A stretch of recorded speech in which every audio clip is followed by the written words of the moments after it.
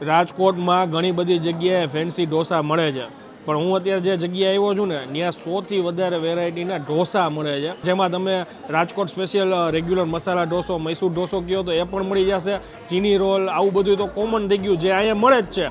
પણ અહીંયા છે ને કાજુ મૈસૂર ઢોસો સ્પેશિયલ લોકો ખાવા માટે આવે છે. જો આખા કાજુથી અને ચીઝ પનીર નાખીને આ એમની ભાજી તૈયાર થાય છે, જેની સાથે એક પ્લેન પેપર ઢોસો છે. આ વસ્તુ ખાવી હોય ને તો એના માટે રજની ઢોસામાં સ્પેશિયલ આવવું પડે.